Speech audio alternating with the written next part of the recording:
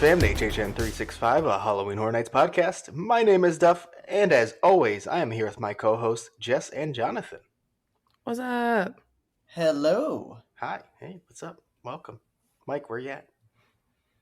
It's late. I get it. Kids. It's past his bedtime. He's sleepy. It's past my bedtime. I'm same. Here we are. Jonathan, what are you doing here? You're awake? I don't know. I've been here for a while. I don't know. I didn't mean it like that. I meant, are you awake? I am I'm awake. not. Oh, well, good. Well, you're young. That's why. Well, good. I might fall asleep so that you can take over. Anyways, Awesome. follow us on social media, Twitter, Instagram at HHN365, and our TikTok at HHN365pod. Check out our merch at HHN365.com, and leave us a voicemail so you can join us here on the show at 407-906-4134. And on today's show, kind of like last week how we discussed houses that let us down, we're going to go back and think of houses that we weren't super excited for, maybe kind of down on, and they really surprised us. See where we end up there. Talk about a few of those. But first, rumors. There's more. And news, actually. We have real news. Let's start with the legit stuff. One, going to Mardi Gras. The Trippy Store facade has been revealed and is physically standing as well. It's going to be themed to an ambassador ballroom. It's kind of taking the look of the Christmas one where it's trying to fit in with the current structure it's on rather than fully covering it up, which is it's not a bad look, but I wouldn't mind a little more personally. Yeah. I like the facades that are more I mean, this one is very cool and fitting with the setting, but I do like the facades that are a bit more elaborate. Like, whenever I think of a good HHN facade, I just think of the big, giant haunted house they built for HHN 30 for the tribute store. So when you see these slightly, lesser facades that are trying to be more subtle, it's a little jarring, when you think of the bigger ones. Yeah. It's also just because I think the UOAP is still on the door, which is throwing me in all the pictures I've seen of it. Because it was the lounge. The entrance is where the lounge was. But also, it looks like the Tip Top Club from Tower of Terror. And I like that. I like it. But every time I've seen like a picture of Now What's Up, which is just a very simple entrance with banners, but it always reminds me of like the Tip Top Club when you're in the queue. Like all of the signage for it. I'll like it more now that I think of it that way. You're welcome. That's what I'm here for. Thank you. Just to compare it to something at Disney. Oof.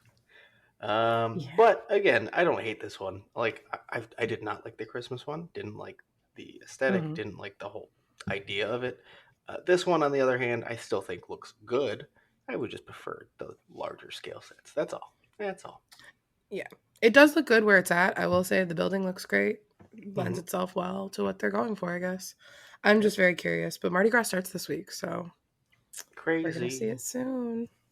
We'll be there. Yeah, we will. Some of us. We will be there. The Jays will be there. We need like a nickname, Jonathan. You mean the ones who said we will be there? Yeah, J&J on the scene. Johnson and Johnson. Oh my god. I hate you.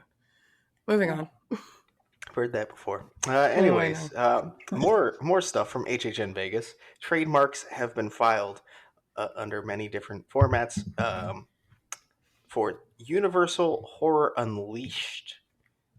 And it's looking like this might be the name for the Vegas attraction that they're building, or Universal's building. So, I mean, it's a fine name. I don't have an issue with it. We knew it wasn't going to be called Halloween Horror Nights Vegas, and I think they're words that work together for sure.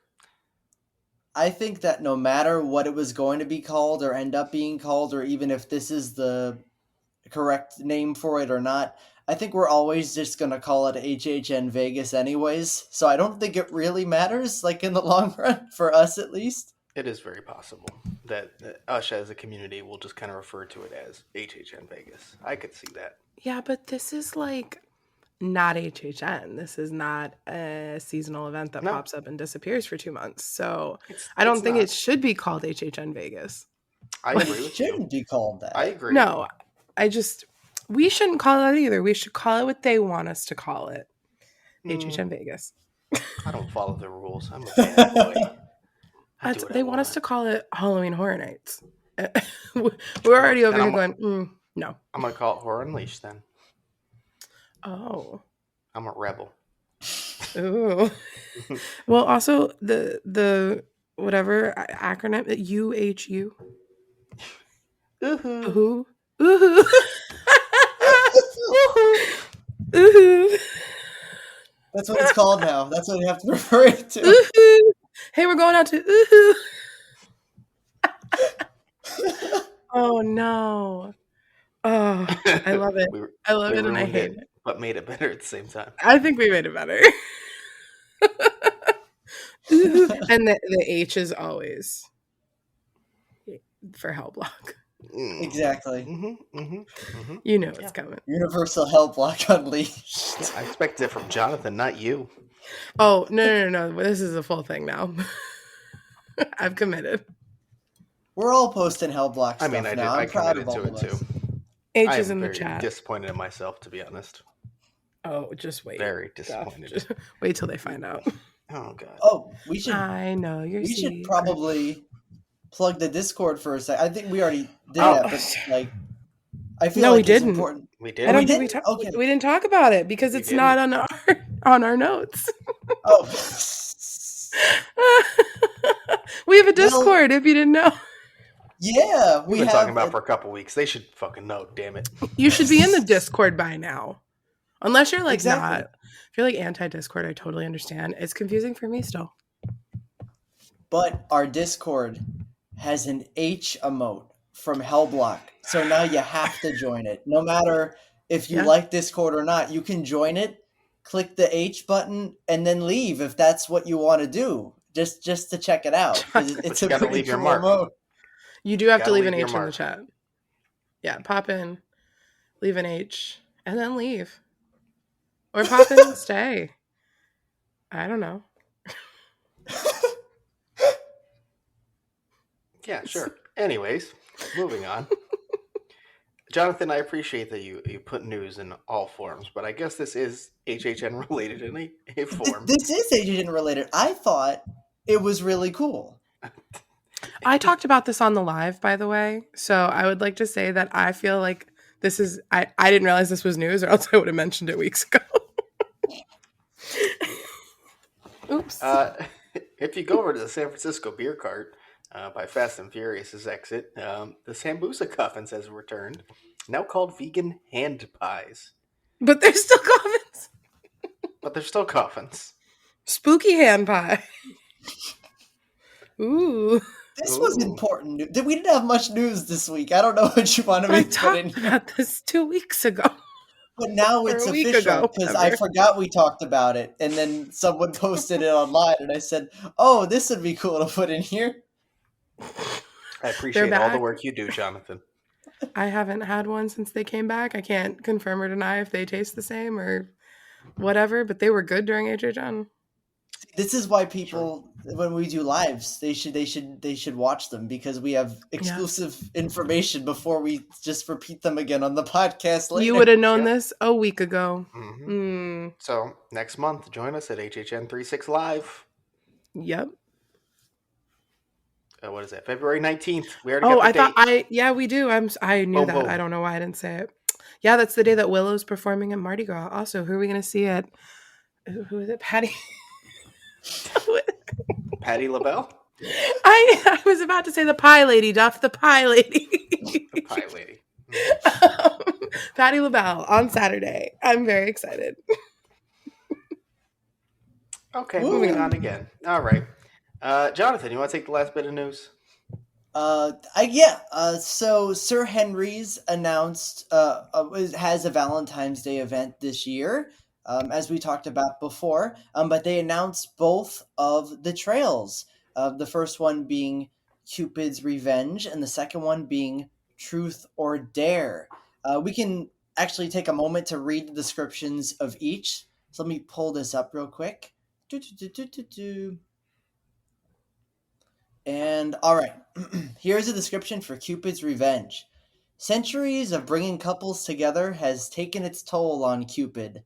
What's more, with the astronomical rate of divorce, murders, and heartache, it seems like his work is pointless. Fed up, he decides to have some twisted fun. Destroying every couple who comes across his path, Cupid leaves a trail of pain and blood in his wake. Will you be fortunate enough to escape his piercing arrows, or will you fall victim to his revenge?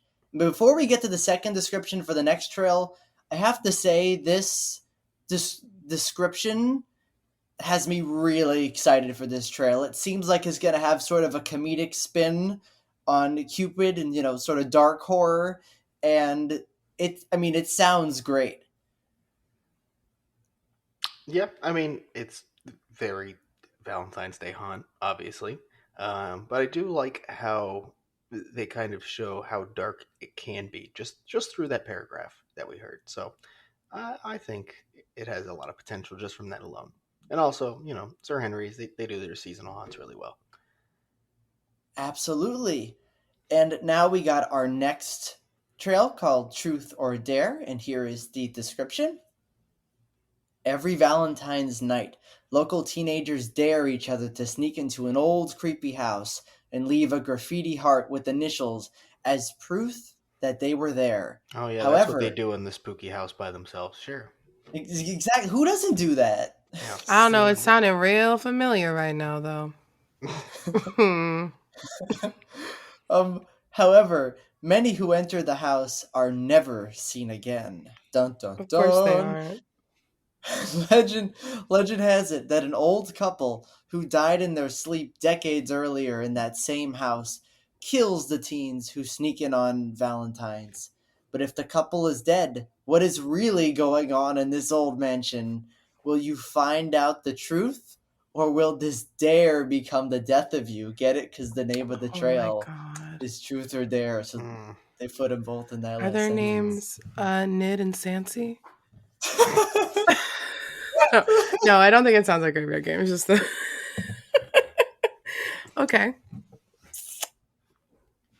So yeah, All those right. were the trail descriptions, and it seems like it's going to be a really fun event. Sure sounds like a trail, and I am still looking forward to see it for sure. Oh yeah, this is the one event I haven't done is their Valentine's one, so I'm excited. I like the Christmas one. I loved the Halloween one. Yeah, we'll see. I know it's what the 10th and the 11th, which is if you're listening to this when this drops next week, Friday and Saturday. You have to pre-buy your tickets on their website if you're interested. Sir Henry's, always a fun time. We'll be there. Yeah, we will. One of the days. It's a secret. I hope little Jimmy's there. Little Jimmy. I hope he's doing okay. And the Gingerbread Mafia doesn't need me. I'm sure they're good. They're good. I don't know. They might take you in this time, but that's true. I hope so. If you don't hear from me anymore, well, after next episode, I'm with little Jimmy and I'm fine. Or with little Jimmy and not fine. Yeah, just yeah. Speaking of before our main segment, we do have a voicemail that will clip in right here. Hello. As a homosexual currently residing in Orlando, Florida, I just wanted to call in and express my appreciation of Grease 2. Yes. I was with you just up until you said it's trash. I will be taking no Grease 2 slander today. No, thank you. I also appreciate your thoughts on having a Phantom of the Opera House based on the Andrew Lloyd Webber musical. I also think that it could be based on the horrible, horrible sequel to the Phantom of the Opera. Love Never Dies. Love Never Dies. There's another deep cut for you. I hope that y'all are having a great day. That is all. Goodbye. Well, we're having a better day now, I think. So. Who are you? You didn't say your name. You just said you were a homosexual residing in Central Florida. Same, but who are you? Please let me know. At Beetlejuice 85 on Instagram. I really want to know who that is. I love you.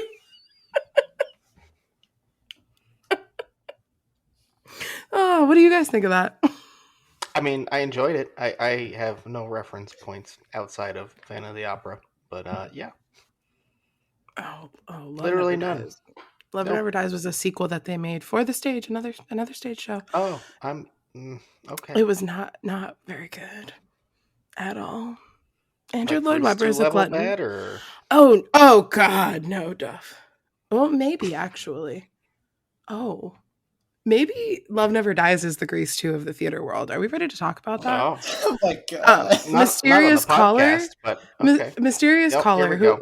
No. Whoever you are, reach out. I might have a different show we can unwrap that on with people who love Grease 2, including me. But no, I love you, whoever you are. But Love Never Dies is not good.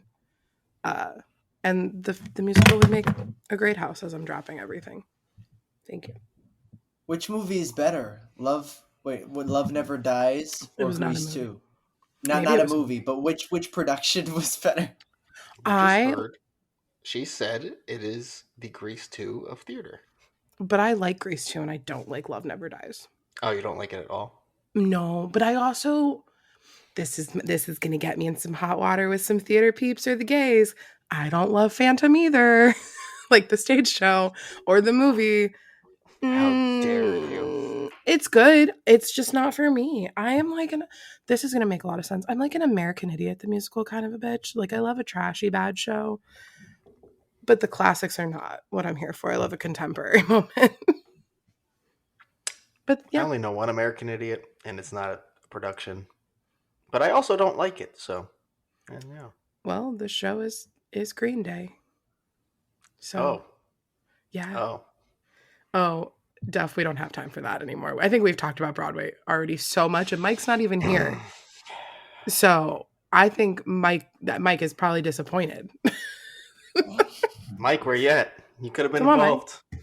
Come on, man. I'm holding this ship up on my own right now. This Broadway ship. Well, let's break it down. You've just sunk. Moving on. Main segment. Here we go. So houses. It's not funny. Houses that were not Grease 2 or Love Never Dies. I mean, that's what you're saying. Yes, correct. Houses that we were not excited for, weren't super high on our hype list, and then surprised us in a positive way. That doesn't make them an all-timer or anything, but there was a huge jump from what we expected and what we got. And I think I'm going to start us off because I don't want my first one to get stolen. So, HHN 29's House of a Thousand Corpses. Boo, that's on mine. Yeah, I know. It would have been on Mike's if he was here too. I know it. Yeah, this is a film that I actually fully dislike, do not enjoy whatsoever. Rob Zombie films in general aren't my thing. I don't like his vision of films. I don't like his artistic style. It's just not for me. It is what it is. However, this house was very good in a already very strong year and finished very high. Did not expect that whatsoever. I think it just had a lot of memorable quotes, good scares, fun sets, great costume design as well for a lot of it. So, bravo. Everything you said. I don't like this movie either. It, again, is not for me. I appreciate the people who love it. Again, it terrified me the first couple times I went through it when the event first started. But the more I went through it, the more I fell in love with it. And I was like, this is such a good house. The house is better than the movie. And I will always be on that side of the fence. But I love his music. So I liked Hellbilly Deluxe too, but we're not here to talk about that. Absolutely not. No, I completely agree with you guys. It wasn't on my list because I do like the movie. It's not one of my favorite things, but I do enjoy it, and I do remember watching the film in preparation for HHN 29, because that was the first time I watched it, and I'm like, yeah, this can work as a house, and this scene can work, and this scene can work, and those scenes played out how I expected them to. But what really surprised me the most about this house was how well they captured the feeling of the movie in the house. Having those transition segments with just crazy stuff that makes no sense because that's how the movie was made, because it was weird. The music pumping through the entire thing, giving you energy. The strangeness of like how the size of MIB, of it being really small, so every scene has to be sort of like pretty different from one another, how well that worked with the property, because the property itself doesn't care and just does whatever it wants. I think it translated so much better. Like, I was expecting it to translate well. I wasn't expecting it to translate as well as it did to in that location, especially the MIB tent location, which from the years I've been going, 28 to now, it's the only MIB tent location I would say was great and really used the space well. I mean, yeah, I don't disagree with that at all. Jonathan, you want to go next? Because that was on my Yeah, list. I'll stuff the awkward silence. Okay. So my number 5 is going to be a controversial one, and that's why I put it at number 5, so we can just get it over with. And that's Hollywood's Haunting of Hill House. Yeah, I mean, you knew my opinion on this. You could see the actor's head every time. Yeah, but here's the thing. I didn't care. And technically I should. Like, I should care. But I had a lot of biases going for me because I went to Hollywood later in the season, so I had to deal with, if you listen to our last episode where we talked about most disappointing houses, Hill House was at the top of my list. I had to go through Orlando's Hill House for however many weeks, and I kept saying to myself, like, is this actually a bad, like, not a good house in my opinion? And every time I went, it solidified that no, I don't like it. I don't like it. And so when I was going to Hollywood, I was like, well, this is going to be even worse. It was my first time going to Hollywood. I just assumed pretty much everything that Orlando had would be worse with the Hollywood version. But this wasn't the case. I thought that Hollywood's, I guess, set design or the way they lay out houses and having like big spaces actually worked very well for Hill House. And when I first walked in there, I'm like, oh my God, this actually feels like a mansion, unlike Orlando's that doesn't at all. And then having the story unfold, first of all, there actually being a story was like, wow, that's incredible. And having the story unfold where you were Nell and you were put in her perspective and you were watching all this stuff happening from the sidelines, and as she was, and she was a ghost not being able to do anything, and going through the red room, actually going through it and not just looking at it. And there were so many good things about this house that I absolutely adored, and I think they captured the property a lot better than Orlando did, even if it did have, like you said, just some worse effects and not as good set design in terms of like money put into it. It had space, but obviously Orlando's set design was better in the long run. But yeah, I just enjoyed it. Not one of my favorite things, but it definitely was surprising how much I liked it. This has been established many times on and off mic that the Hollywood version of this house is one of my least favorite houses of all time. So I hard disagree, and I don't have much more context to add because I've said it many times. Question though, before we move on from this, where was this house, like, location wise? It was in the Curious George tent, so it was where Scarecrow. I think it was where Scarecrow was. Oh, it was in a tent. Mm-hmm. Interesting. Okay, that's it. Not what that. Never mind. What did you think it was? Good, you done? I thought it was like where the Weekend was. Like, I don't, whatever that building is. Oh no, that was Exorcist. Oh, that was the same year as that. I didn't go, so it doesn't. I don't really think about it, to be honest. So, all right, that's a fair point.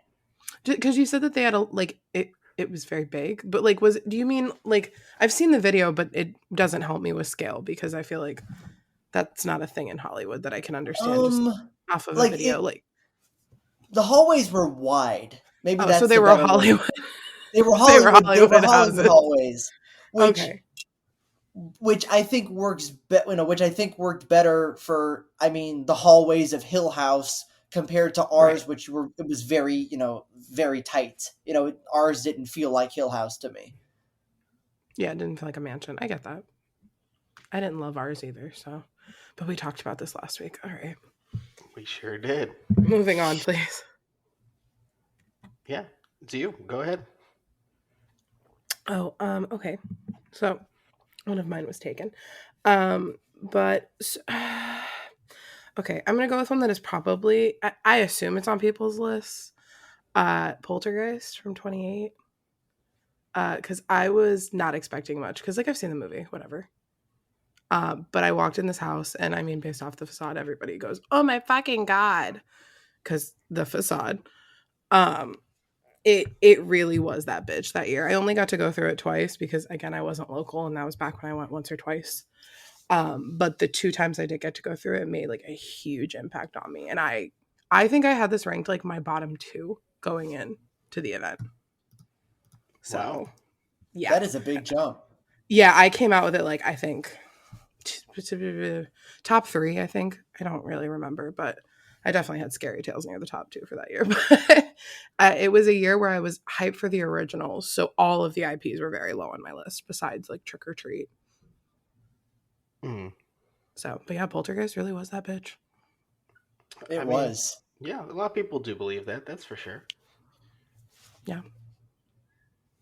That was a good way of phrasing it, Duff, because I know you have a slightly different opinion. I mean, I don't think it's a bad house at all. I think it's a good house. I just don't think it's an all-timer. That's all. And for me, it's kind of like I had high hopes for it, and it pretty much met them. Is where it was at. Awesome facade, great first half of the house. Second half was atrocious. I will take that. That is fair. But the first half, it's great. Great.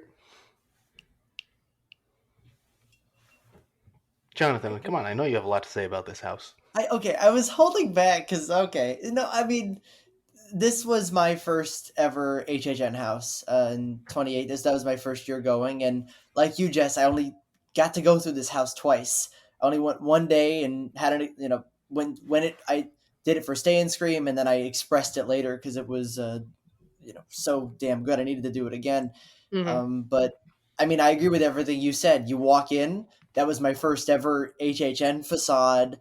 And, I had a good idea of what HHN was, but I didn't watch any of the videos of that year beforehand. Oh, mine was Hive. My first facade was Hive, Jonathan. Oh, God. You're so fucking lucky. Oh, my God. You had a door. There was a kind of door. Not... I'm so jealous that Poltergeist was your first facade, your first house. Oh my god!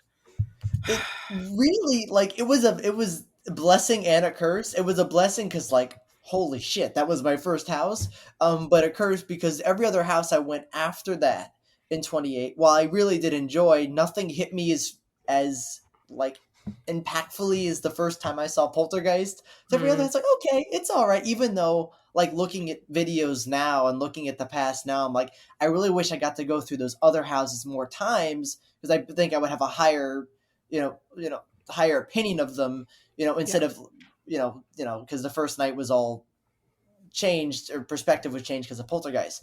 But yeah, everything like you said, and unlike what Duff said, I do believe that okay, actually no, there are I think there's portions in the last half that are really creative and really, really cool and a great way to sort of combine an original take on a property. And then there's the clown portion that didn't need to be there. That part is bad. I don't like that part. But everything else, 8+ house, it's this is in my top 4 houses of all time, and I don't know if it will change. We'll see. It keeps going down every year when another house surpasses it, but It's still high up there. This is like the only house in your top 4 of all time that people wouldn't be absolutely amazed to hear. That is. This is your most normal favorite house by far. I think that's That a is very true. fair statement for Jonathan. Very, very accurate. This is not like anywhere near my top, like all time though. I feel like it's really good, but this is not an all timer for me. It's like it's a top great. 30 for me, maybe. That's fair. You know what? We need to that catacombs or that big mashup where we listed and fought. We need to do that again. But now we're on the same team, so God. Graveyard so Games is good. unstoppable. I would love to do that again. But that's for another day. All right, yeah. I'll be the only one rooting for Depths of Fear. Like, go back. You will not be allowed on that episode. Yeah, I don't think it'd be on the list. Sorry. If that's what you're gonna fight for, I am voting right now, and I will get the listeners involved. Oh, Jonathan is not allowed on that episode in the future. That is very fair. You would not want me on that episode. It would be bad. It would, if we did that in person, you would just hear silence and then just Jonathan struggling because I'd be choking him out as he's fighting for Depths of Fear. Who's next? I swear TCM at HHN 30 is the greatest house of all time. Okay, Jonathan. Okay, it's not the greatest. Something surpassed it, but yeah. Oh, second best of all time, sorry. Well. Anyways, moving on. So this one's fun because it's a complete flip from last week's disappointment. And this is The Walking Dead from HHN 26.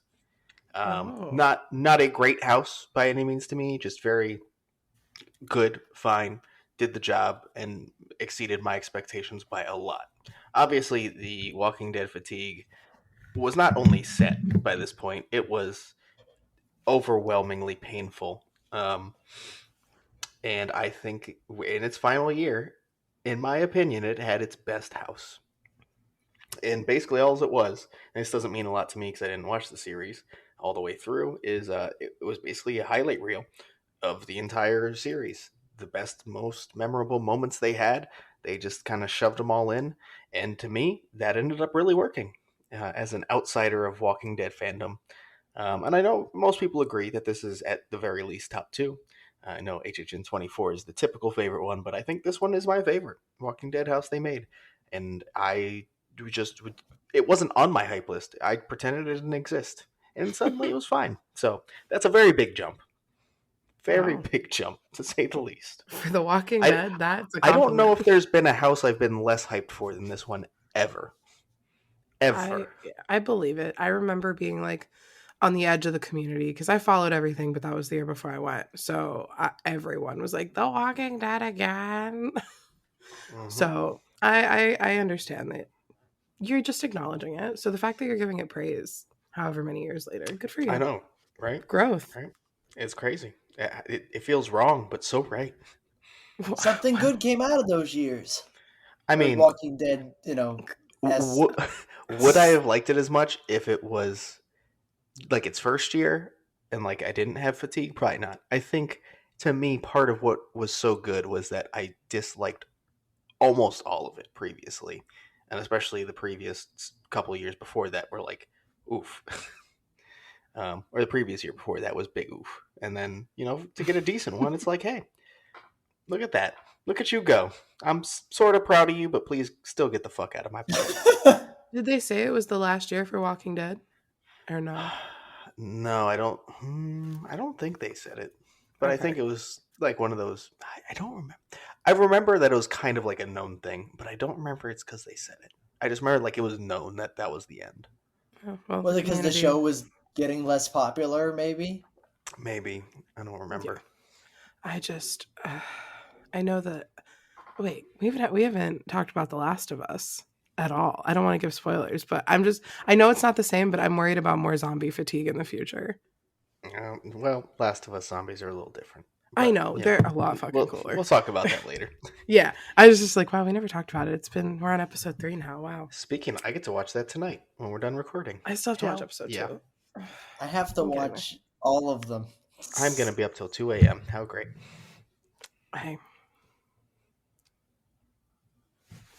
All right, who's next?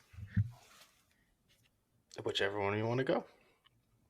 Jonathan? I guess I'll take this because we were just discussing Last of Us, and that is my number 4. I wonder if this will be on anyone else's list. I'm not sure, but that's 31's Descendants of Destruction. Hmm? Nope. I was not looking. I mean, I was interested, but I wasn't very high on my hype list at all for 31. I wasn't sure if I was gonna like the theme of like a sort of apocalyptic setting and Mad Max style, and I actually really enjoyed it. I thought the sets were some of the best that year. It had some of the greatest effects. Just that subway going all the way into the tent was just immaculate. I thought the story was really well laid out and was easy to follow. I enjoyed all the scenes. It has things that I still remember now and things I wish I was still experiencing. The facade was great. It just was a really really fun original that I was not expecting to be that great. I was expecting it to be sort of basic, but it was definitely not that. It had a sort of charm to it, especially tying into Seeds of Extinction. Even just a little bit, it gave the house a lot more personality and a lot more importance to me because, like I said before, HHN 28 was my first year, and because of Poltergeist, a lot of houses after fell through. One of those was Seeds of Extinction, and I think if I went through that again now, I would have a lot of higher opinion of it. But regardless, having sort of at a redemption arc for like Seeds of Extinction in a way where it's like, okay, now I get to sort of view some sort of the same vibes, sort of the same ideas, like in a new light and a new without Poltergeist blocking my view. I was like, okay, this feels like everything's come full circle. So yeah, it was a good house. I liked it. Descendants was nowhere near my list because I think it was like top 3 or 4 for me hype going into the year. And I loved it. But I also love post-apocalyptic. But it's funny you say that because Seeds is my next one on There we go. Wow, this look list. at that. Because Seeds is what made me realize that I loved like post-apocalyptic, like dark, like overgrown, just like grungy, like dingy, but like situations that are familiar, but shit's gone awry. Like obviously we all love that, but I went in like I was like, Seeds isn't gonna be good. Like, Scary Tales is up there. There's carnival ones up there. I love theme parks and shit. That's my stuff. And then I walked into Seeds and I was just like, oh my god. And it's like probably like a top. It's in my top 10 all time for sure. Oh wow. Seeds That's is yeah. I don't. Hey, I love both your selections. They were both just kind of what I expected of them. I was pretty excited for them, and they're both really good. So, yeah, matched Wow. what I was expecting. So, Mine were just but like great years choices where otherwise. it was like years where like I was way more excited for other things. So Hmm. it just fell very low for me going in. Yep, that's fair.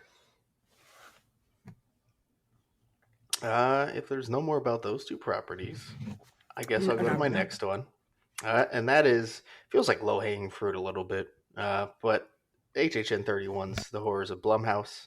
Mm. Yeah, I mean, I think it had two properties where I was at least fine with, and there could be some hype for them in some way, but I thought both properties could be tough to execute. Um, and while I think Freaky is kind of, it slightly convinced me that it could work, and it did what it had to. I think it wasn't my favorite part, but I think the Black Phone, the execution of what they did was such a limited kind of um, depiction that you get in the actual film, and the way they brought it to life was very impressive. They made it the scariest portion of the entire event, in my opinion, and I think a lot of people's opinions. And it was my favorite Blumhouse house by far. Yeah, I will say, while it didn't hit me well enough to justify putting it on the list, but also was hard because I only had 5 choices. Um, it was good enough that I am excited for future Blumhouse houses. If we ever get one, I know Megan's been rumored, and if we didn't have this house and we just had the past two Blumhouses, I probably would be like, I don't care how I think Megan is. The last the last Blumhouse I saw was not very good, so I'm not that excited for it. But now that 31's Blumhouse was pretty okay and a good representation of the IPs, at least for Black Phone, now I'm more excited for it. And I never thought I would be excited for a Blumhouse house again after experiencing it for the first time at 28 and hating my life going through it. Wow. Jesus. I mean, okay, you experienced it in 28. I didn't hate my life going through it, but it wasn't good. You didn't have like weird, going into your mind thoughts when you're just repeating the same scene over and over and over again and questioning all of your life choices. I gotta pick up the phone. It was annoying, but I never considered, Yeah. No. Definitely not my favorite Blumhouse. But I wasn't miserable. I did like the one in 27. I won't lie. I thought it was fine. It was fine. Yeah. It was aight. It was the better one until this year. Or this past year, excuse me. And I think, a lot of people would say the same thing. Like, people shit so much on Blumhouse, but they forget 27's wasn't like 28 level bad. Like, it just hasn't been horribly bad. And then this one comes out, I'm like, oh, it's a huge gap, though. Those first two overall were pretty rough. But the finale, the sinister part was really good in 27. And then the finale, everyone came out wrecked. I never saw people like, oh, that wasn't scary. Daniel walked into a boo hole. Like into the red-faced demon or whatever. I don't remember what was going on. I'm probably making things up now, but the house was scary. But yeah, Blumhouse was one of my honorable mentions. But I felt like it was too. It was low-hanging fruit, but I had to take it. It's okay. It was that bitch. I always got scared. Mm-hmm. I guess one of you two. Uh-huh. Do you want to go, Jess? Since I took the last one. Awesome. I guess my last two are, I feel like, low hanging fruit now. This one might be on either of yours, because we all took a trip out there last year. And there was a replacement for a property that we all were talking shit about because Universal's Horror Hotel is a terrible name for a house. I'm sorry. But I really fucking like this house. We've talked about it, for how many months now. This house was really good for something that only had, a couple months. And I had very low expectations considering, location-wise. And I didn't know how much they were going to change sets and all that. And well, now we know it wasn't too much. Yes. Bathtub lady. Costume and everything. It's the fucking same. But now, I'm really happy with what we got. I was not disappointed. And I don't remember where it ended up, but I remember it being higher on my list in the end.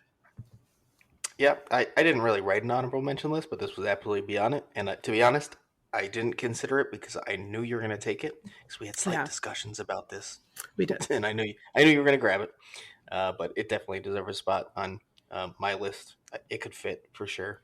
I think how much they put into it in such a little time, the newspaper clippings, the stories they created, the Q videos, all that in such a short time, while still making the house itself fun. Super impressive. I agree with everyone's points. This was my number 2 in Hollywood.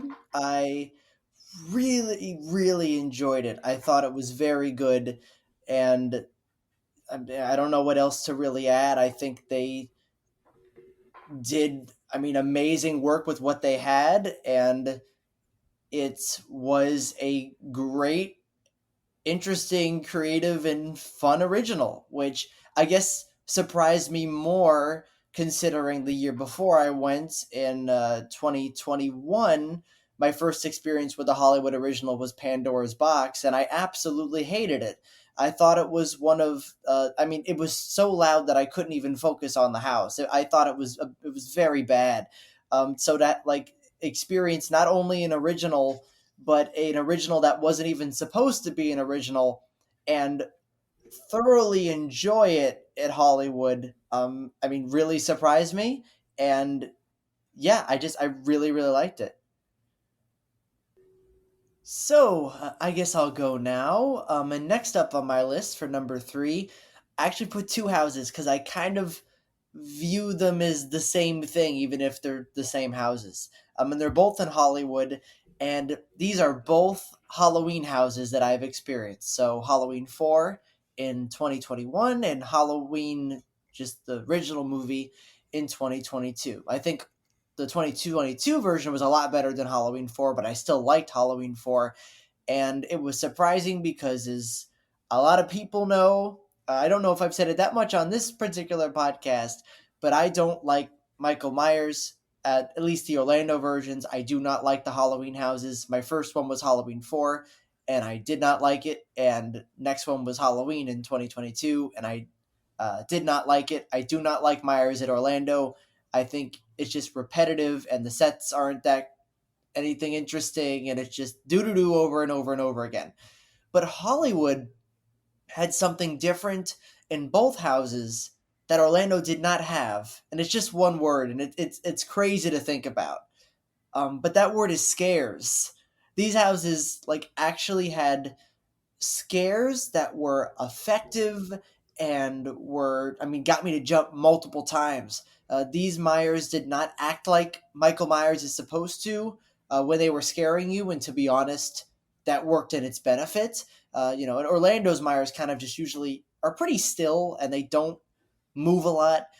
Not Hollywood's; they will run at you, and it will have you running, and that's what I want to experience in a classic slasher type house. I want to be afraid of that slasher, not just look at him funny. Like, why are you looking at me like that? What are you doing? So yeah, I thoroughly enjoyed both, and Halloween. I didn't even just enjoy Halloween in 2022. It was high on my list that year. I was surprised how much I liked it and some of the creative things that they did, and the sets were great, and the I don't know, like it was great. It was a both really good houses, and yeah, they were. I don't know what else to say. They were pretty good. Yeah, for me, this is an example of the rare occasion where I like a Hollywood version of a house better than the Orlando version. For both of them, neither of them were too too high on my list, so they aren't going to make this specific episode for me. But I do like the shout out for both of these, especially for you. It makes a lot of sense that these would make the list. Yeah, they were. Halloween 4 was like at the bottom of my hype list for 2021, and Halloween was pretty down there in 2022, and they both surprised me.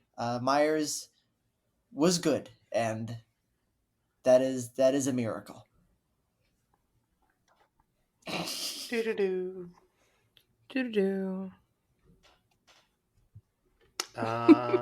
Is it me now? Is it I you? think so. Oh, okay, cool.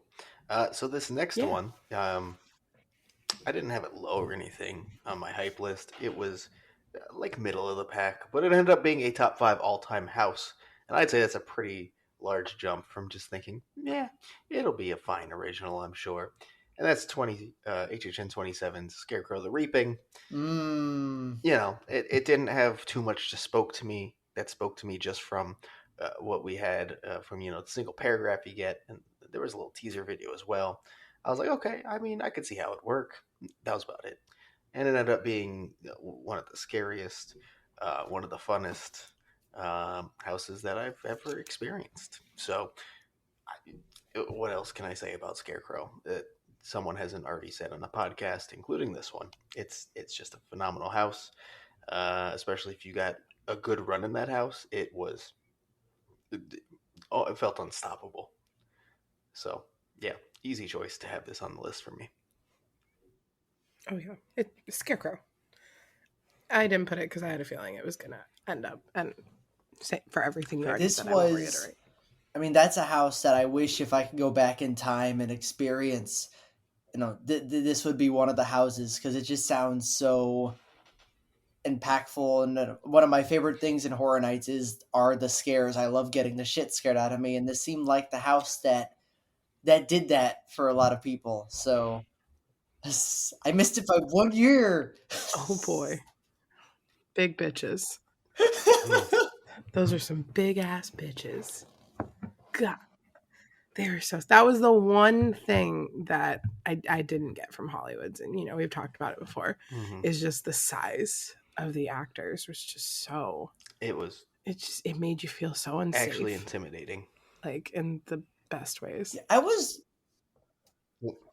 Yeah. And imagine how I felt. I'm short. That's how I felt. Thank you.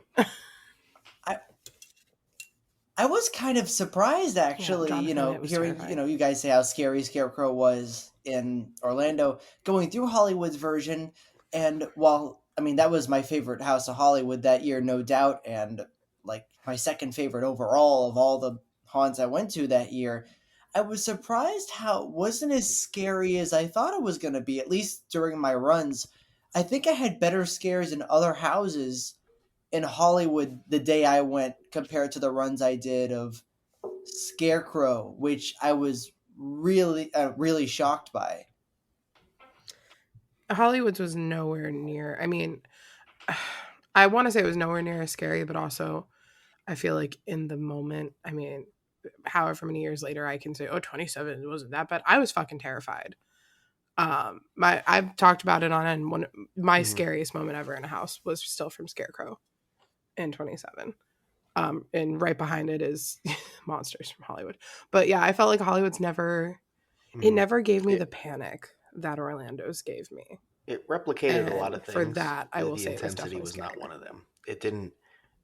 The Orlando version built suspense in every room, in every scene. It made you scared of the scare you haven't seen yet. Whereas I don't think Hollywood's built an atmosphere that created that feeling. And I think that's the key. While there were some other differences, that was the true key missing thing that didn't allow it to fully replicate and reach the level of Orlando's. That makes a lot of sense. I think, and that's one of the hardest things to do in a house, especially when we've been doing it a long time. You don't have the full suspense of a scare. You want the scare. You're ready for the scare. So when a house is able to make you scared of what is coming, it's done a great job. So that's really not a knock on Hollywood because most houses don't do that. It's a rare occurrence, at least for me these days. But yeah, I was scared of what was ahead of me there, and that's something I look for every year and usually come up a bit empty. Okay, so I mean, I know, from the from the time I've known you, you haven't really gotten scares, at the events, or like that we've been together. But in that particular house in 27, I know you say it's scary, but are you saying that from like I understand it's scary, or no, like I actually got scared. Like, ooh, okay, I got wrecked a few times, so. Like it was actually, there are those scenarios where I walk through a house, I'm like, oh, that was scary. Not in the sense I was just getting scared the whole time, but I understood like, ooh, scare. I love pointing that out and taking that in still. Scarecrow literally like fucked me up. Damn it, it wasn't that long ago either. No. And I think 26 is kind of the year where I felt like I don't want to say desensitized, but like the scares really started to fully drop off for me. Because that's the year I started going all the time. Like more than a few times in a season. And then to go into 27 feeling confident and walking into that house like, oh, this feels familiar. Oh, God. No. That all went out. There's no confidence in Scarecrow. I'm sorry. You go around every corner shaking. And the actors fucking knew it. Like, they would just wait for you to come around the corner and they would already be out, and they were just hiding in plain sight, a lot of them too, which was Jonathan, I can't even I had a similar feeling in one moment for like a couple runs in Legends Collide. After I saw Mirror Direct the first time, the next run I saw him and I was like, oh shit, oh shit, like waiting for it, and that lasted like one or two runs after until I got fully used to it. That was the entirety of Scarecrow. That was Oh like my that was like god. the whole house. The entire time, that's how it felt. Mm-hmm. Every run, like I never got fully desensitized to that house in any way. It's just like you walked in and it was like it was so scary, too consuming and too immersive, and it really put you where it wanted you to be, and that place was not a happy place at all. No, it was the Dust Bowl actually. But okay, we could talk about Scarecrow. Well, let's go then. Come on. 3 hours. I- Who's next? Whoever. Me, Jonathan, me. Who's going? I'll go. So, speaking of really fucking scary houses, for me, we just talked about it. Yeah. Monsters from this past year, from 31, Legends Collide. You can hear it if you've listened to us in the past year. I was not that excited. I said it because none of these monsters were mine, and I knew it was going to be good, but and I left. No, I don't think opening weekend. I think I said the sets were great, but we've talked about it after the hurricane when they really like found their mojo. Nothing could stop this house. Not Dead Man's. Nothing. And it came out of nowhere for me. I watched your progression in this house fully, and I could see why this is on your list. And even for me, like I was hyped for it in the first place, but also I think the first week, maybe two, it was kind of like not bad by any means, but it didn't have the intensity. Once that intensity kicked on, whoo, baby. They were so fucking scary. And for me, it took a lot longer to like, I think I even went into closing weekend still like, I can't go around this corner. He's going to scare me. And like, we go all the time. I'm there, every night pretty much. So eventually there are houses where I'm like, haha, you got me. But this one, I never lost it. I was still wrecked. The final weekend are still like they're coming around the corners, like peeking, and then kind of like speed walking past boo holes. Like, nope, don't want it. Absolutely not. Because and then on closing night was like the best one, probably one of my favorite closing night runs I've ever had. But they were all so hype after they won House of the Year, and we were so hype. And we missed the Cat in the Hat though. Like, damn it. Not even like the bitch just fucking he was there and then he wasn't. It was like Jack last year or in the year before when fucking Keaton was in the house and I was in the house at the same time, but I was with Albert and he was in the throne.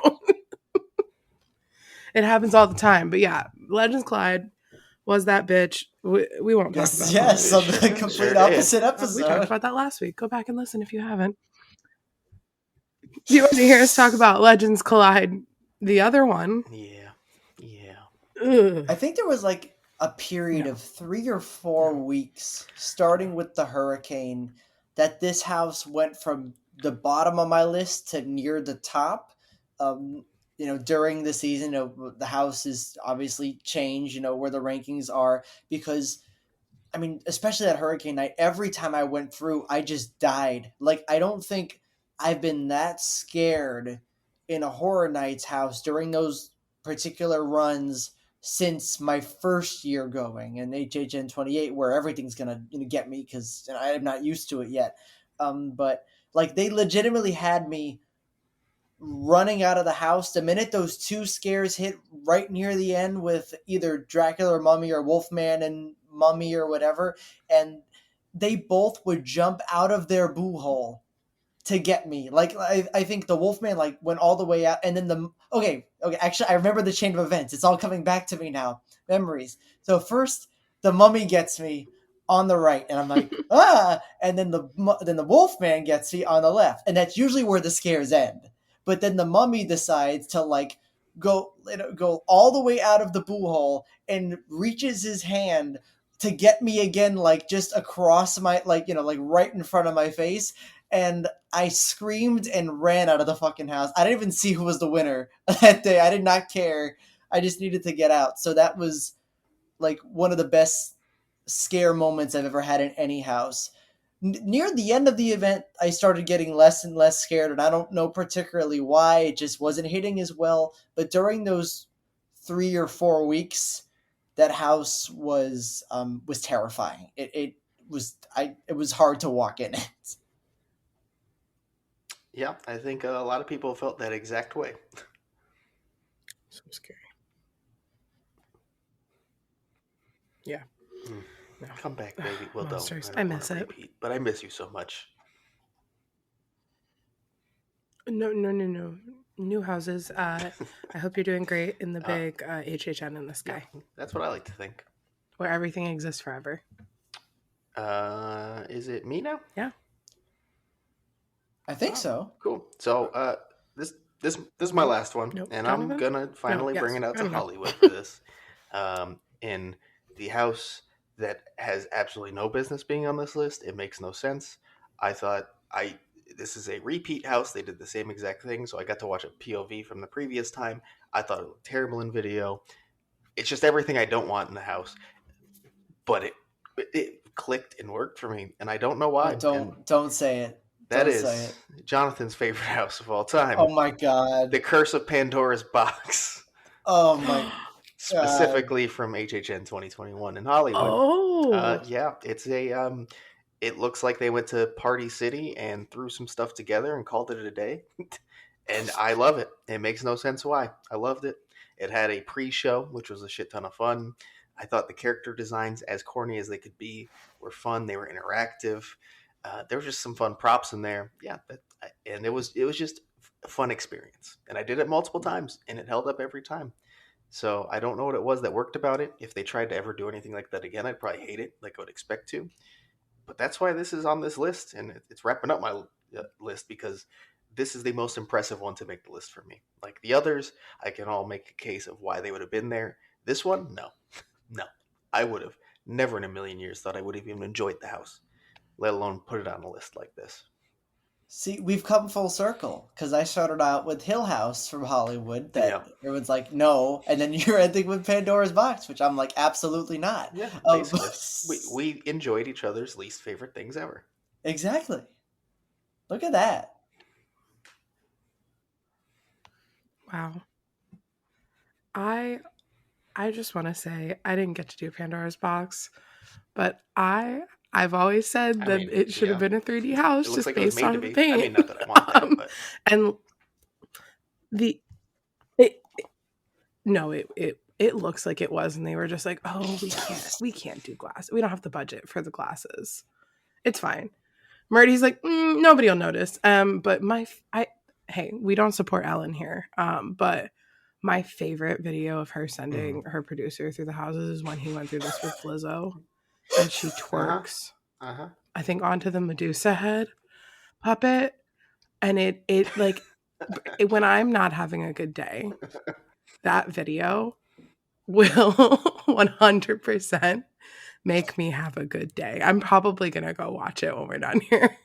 But if you haven't seen it, Lizzo through a haunted house is it's my favorite. Yeah. Pandora's Box. Okay. No. Jonathan, have you never seen it? Watch it. Jonathan, I need to watch it because now Lizzo I'm like, twerks. Yeah. Jonathan is going to gain respect for Pandora's Box suddenly. No, I don't think I will, but... Oh, it's fantastic. No, it's so good. And then she's outside. She's like, I'm 100% that spooky bitch. I'm 100% that scary bitch. And I'm like, me when I'm about to go to a haunted house.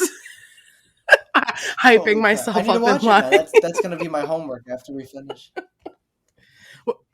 Oh, when we're... Oh, okay. We need to do a watch along on Discord of that video. It's my favorite. All right, I can't wait. Well, that's Pandora's Box. Did anyone else have anything else on their list? I have 2 things. 2 things? What the hell? Would you make a list of 12? Come on, man. I got 1. No, it's 5. Showing me up. You have... Okay, go ahead. Okay, I'll do one because it kind of relates to Jess's last one, and that is the first Universal Monsters in 2019, HHN 29. Because at that point, I didn't really care that much about the monsters. It was only my second year going. I didn't really have much of a connection with them, besides that I knew them.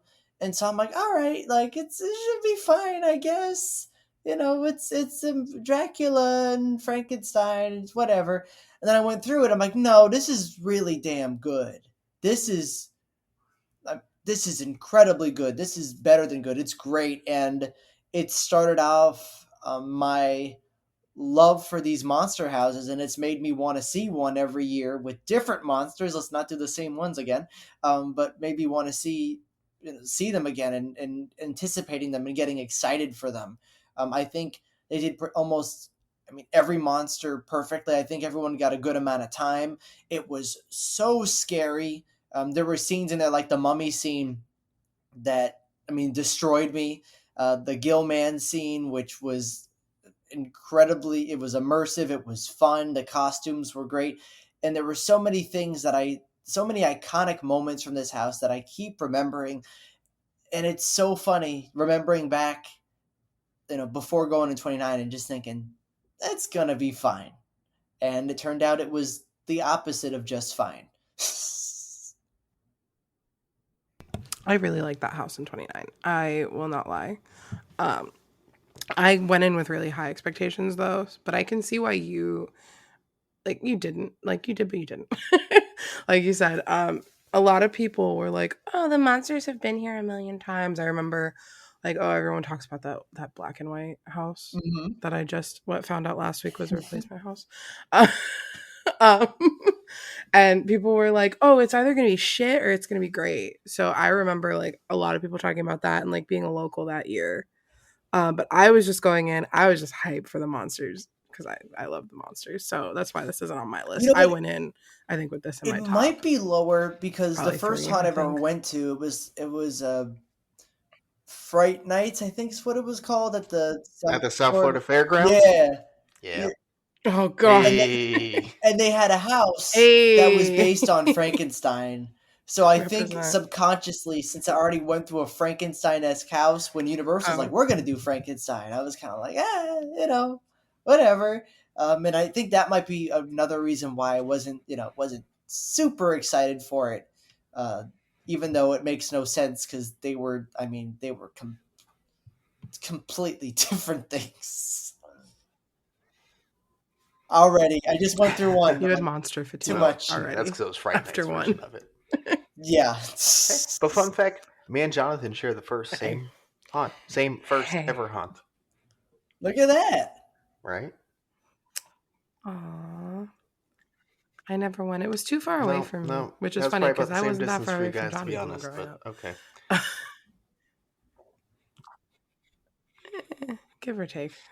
But yeah, no, I don't know why I never made it up there. And I had Enigma even closer to me, and I can't believe I never went. Crazy. I can't go believe one year. That, we just that have is to a do whole it. Other conversation. Oh, yes. I love a haunt. But I love monsters. I really hope that some of those monsters that we haven't seen since 29, my quote unquote backseat monsters, show up in the next couple of years. Maybe this year. Let's get it. Maybe next year. It's been time. Let's go. No, I'm done. I have one more. Duff, you don't have any more? Okay. Well, so this is like an honorable mention. I wasn't really going to put this because I don't. So I had always heard that sequels were very hit or miss. So going into this year, I did not have very high hopes for a sequel because I had also loved the original so much. So my pick is Yeti from 29, Terror of the Yukon, because I love everyone loves Slaughter Cinema so much. And this being like, an indirect sequel kind of just taking Swamp Yeti, I was like, oh, there's going to be no way. I know that they do temperature houses really well. Like it's going to be cold and that's going to be great. But what's it going to be besides that? And it was just really goofy. The character design was really goofy. And that kind of made it higher up on my list for me. Because even if they didn't try to make it camp, that was camp. And I loved it for that. But like it felt like they were trying to take themselves serious. I know the kills were the arm through and everything, obviously very much over exaggerated. But at times it felt like it took itself seriously, which I also kind of loved. And then it would just come around the corner and I think it was there'd just be definitely like a goofy intentional. peanut I think yeti. there's serious, scary aspects, and then you go full camp at other points. That's what makes a really good campy house to me. When you still take yourself serious occasionally. That's fair. Even Slaughter Cinema, as goofy as it was, there were somewhat some scenes. It's like, of the oh, serious Jesus, approach. okay, that was real. That's fair. I didn't think about that actually, and it being the sequel or quote unquote whatever we're calling it. I had really low expectations going in, and just based off my first run through, I was like, ooh, this house. And then we started seeing less Yetis at one point, which takes away from it. It kind of had the Dead Man's effect, or I guess we'll call it the Yeti effect, where like things change, but it always changes. Sometimes for the better, sometimes for the worse. But Yeti still makes really sense. good. Yeti was a great house. I don't remember it as fondly as I think everyone else seems to, and I know I liked it in 29. It just seems to like always keep slipping through the cracks in my brain for me, and I don't know why. I think there were just other things that year that I clicked on, I connected more with, but it was a great house. So for my last one, because I think I'm the only one left, is one that is I think right now it's my second favorite house of all time, but it changes. But this was a house I was not looking forward to in HHN 30. I was like, what are they gonna do with Texas Chainsaw Massacre? Like, it's just gonna be the first movie. They already did it before. I've seen videos of that house. Like, I don't know what they can really do differently. I'm not that excited for it. And then I went through, and that was my whole personality through the haunt season in HHN 30. I became Leatherface. He became Leatherface. I don't know if you guys saw him. Yeah, I was just people were kind of confused when they saw me walk around the park. HHN security was confused too, but I don't know. Like, it was great. But yeah, Texas Chainsaw Massacre from that year was so good because of the fact that it didn't take itself seriously. At least I didn't interpret it as taking itself seriously. There were so many like silly things in that house. The addition of Chop Top was great. I thought it was just very fun, including like the dance in the house, and doing all these cool effects and having an amazing facade. I'm just listing off things I like now. But most of all, I really appreciated that it was sort of an original take on the IP where, yeah, you went through locations that were in the films. Sometimes you went through locations that weren't in the films, but it definitely made it so you were the character, and this was very much taking place in a period that hasn't been filmed before. It's taking place in between 1 and 2, and now you are the star, and you're not watching other people get killed. You're the one who's being stalked and taunted, and and they want to make you meet. And I thought that approach was so cool, in addition to the fun elements that I connected with. I think it was a perfect balance of original creativity, fun, silliness, some seriousness, and I loved it. I adored it, and it's like I said before, it's my number 2 favorite house of all time. So yeah. Well, first of all, everyone knew this would make your list. Yeah. Obvious. You talked so much shit about this before, and then it's your second favorite house of all time. 2, I interpreted it the same way you did. It was a completely unserious take on a very serious property, especially the way they tied in Texas Chainsaw 2. And I think it worked wonderfully. And I do not hold it as high in regards as you do, but I like it a lot more than most people seem to. So I'm with you, pal. The fact that they had a scare of Leatherface running with the corpse of the hitchhiker at you at full speed was one of the best things in HHN 30 to me. And like, They even had a room that was in Chop Top's room, and it's just playing Inagata La Vida, and you just see Grandpa sitting there just vibing, just enjoying the room, and it was so stupid. And I love that shit. I love that shit.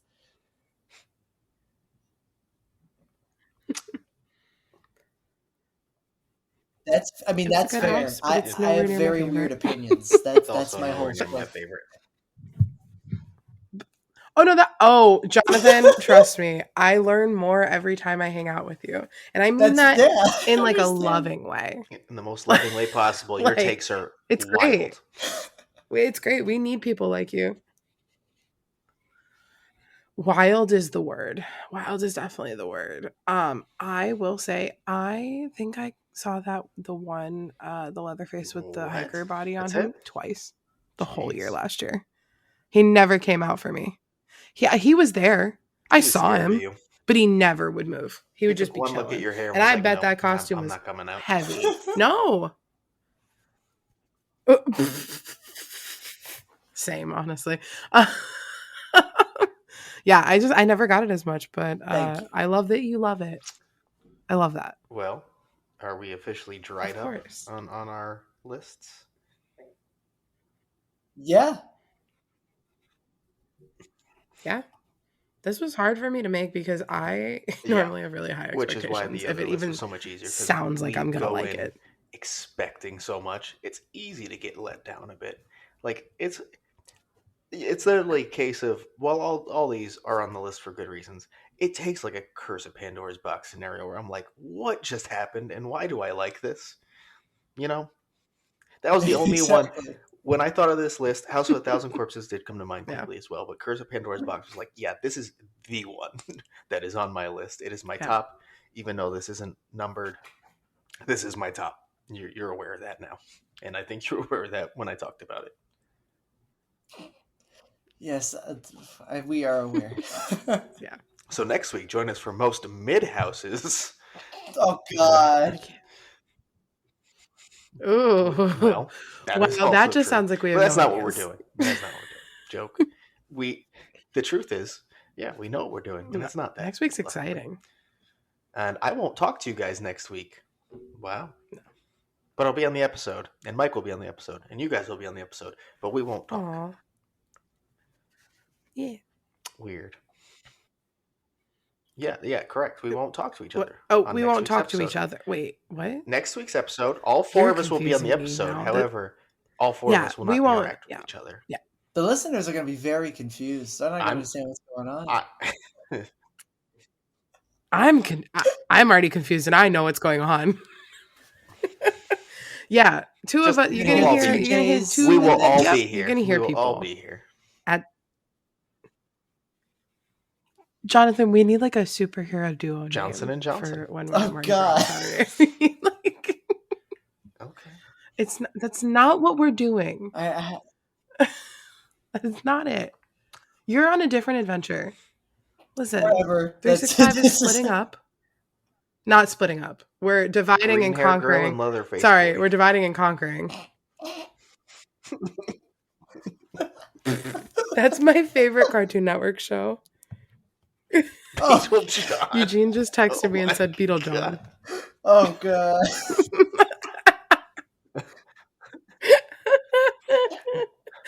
There's no jest in that at all. It's just, my name is not I think everyone Beetle. will get the connection. It's okay. I'm aware, trust me. Oh, all right. Well, next week's episode is going to be really fun and very exciting. I'm excited to hear me too. What the other half of the team is going to be doing. Okay, anyway, if you want to see what we're doing, you can actually follow us live on social media as we do it on Twitter and Instagram at HHN365. Also, our TikTok at HHN365pod.